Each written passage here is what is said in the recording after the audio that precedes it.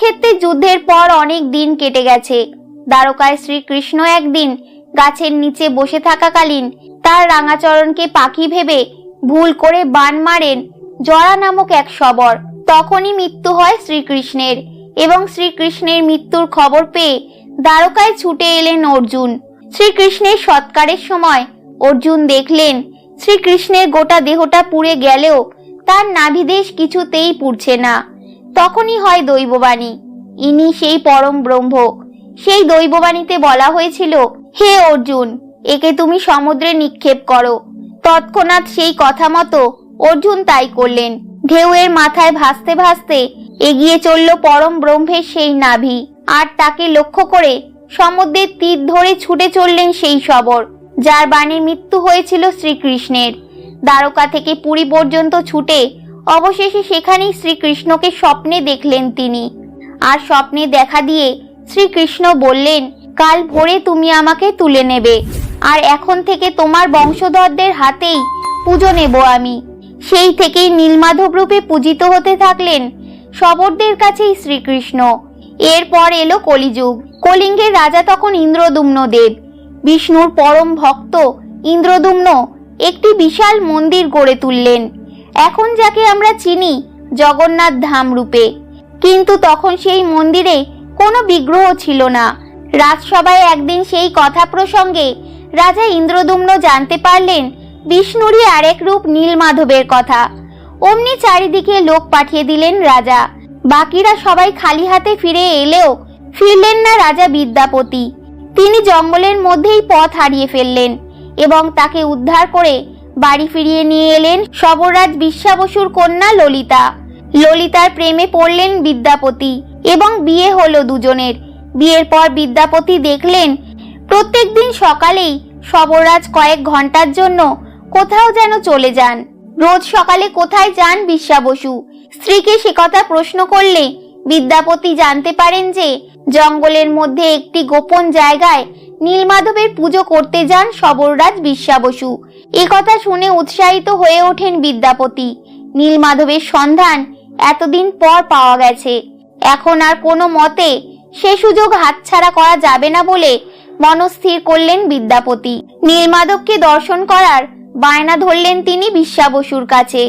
বিশ্বাবসু প্রথমটায় রাজি না হলেও অবশেষে মত দিলেন, তবে শর্ত দিলেন যে বিগ্রহ পর্যন্ত চোখ বেঁধেই তবেই যেতে হবে বিদ্যাপতিকে।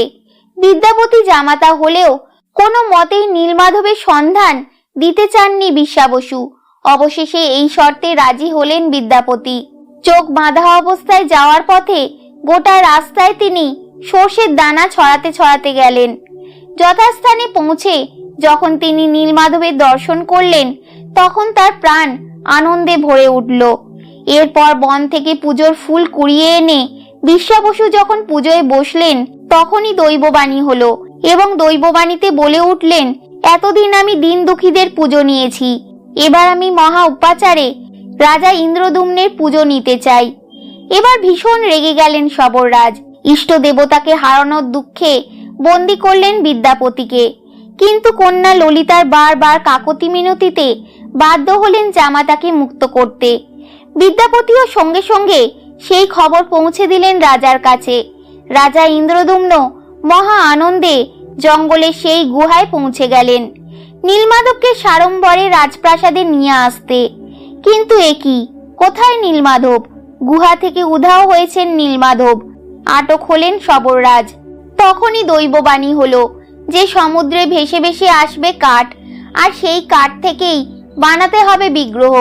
রাজা তৎক্ষণাৎ হাজার হাজার সৈন্য নিয়ে ছুটলেন সমুদ্র তীরে। তবে হাজার হাজার হাতি ঘোড়া লোক লস্কর দিয়েও তোলা গেল না সেই কাঠ। শেষে কাঠের একদিকে ধরলেন শবররাজ, আর একদিকে ধরলেন ব্রাহ্মণ গোত্র বিদ্যাপতি। কারণ জগন্নাথ দেবের কাছে ব্রাহ্মণ শবর নিয়ে কোনো ভেদাভেদ নেই। এরপর বহু কষ্টে তীরে তুলে আনা হলো সেই কাঠ। তৎক্ষণাৎ মহারাজ তার কারিগরদের লাগালেন মূর্তি তৈরি করতে। কিন্তু সেই কাঠ এতটাই পাথরের মতো শক্ত ছিল যে ছেনি হাতুড়ি সবকিছুই ভেঙে যায়। তাহলে এখন উপায়? মহারাজের আকুলতা দেখে বৃদ্ধের বেশে স্বয়ং হাজির হলেন বিশ্বকর্মা। তিনিই গড়বেন মূর্তি।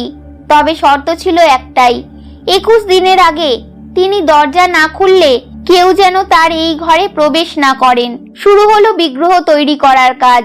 রাজা ইন্দ্রদ্যুম্নের রানী রোজই উক্ত দুয়ারে কান পেতে শোনে ঠক ঠক করার শব্দ। হঠাৎ 14 দিন পরে রানী দেখলেন উক্ত দ্বারের কক্ষ নিস্তব্ধ। কি হলো সেই কৌতূহল চেপে রাখতে না পেরে রানী মহারাজকে জানাতেই ইন্দ্রদ্যুম্ন খুলে ফেললেন সেই কক্ষের দরজা। ভিতরে দেখলেন বৃদ্ধ কারিগর উধাও। পড়ে রয়েছে 3টি অসমাপ্ত মূর্তি। তাদের হাত পা কিছুই গড়া হয়নি। মহা অপরাধ করে ফেলেছেন ভেবে দুঃখে ভেঙে পড়লেন রাজা। তখন মহারাজকে স্বপ্ন দিয়ে জগন্নাথ দেব বললেন যে এরকমটা আগে থেকেই নির্ধারিত ছিল, এই রূপেই তিনি পূজিত হতে চান। সেই থেকেই শ্রী জগন্নাথ দেবের মূর্তি ওইভাবেই পূজিত হয়ে আসছে। জগন্নাথ দেব রথযাত্রার সময় দাদা বলরাম ও বোন সুভদ্রাকে নিয়ে রাজা ইন্দ্রদ্যুম্নের স্ত্রীর বাড়ি যান। সেখান থেকে 7 দিন পর আবারও মন্দিরে ফিরে আসেন। এই যাওয়াটাকেই জগন্নাথ দেবের মাসির বাড়ি যাওয়া বলা হয়। বাংলায় রথযাত্রার সূচনা হয়েছিল শ্রী চৈতন্য দেবের নীলাচল অর্থাৎ পুরী যাওয়ার পর থেকে। আর এই রথযাত্রার দিনই হিন্দু বাঙালিদের যে কোনো শুভ কাজ সূচনার দিন হিসাবে মানা হয়ে থাকে।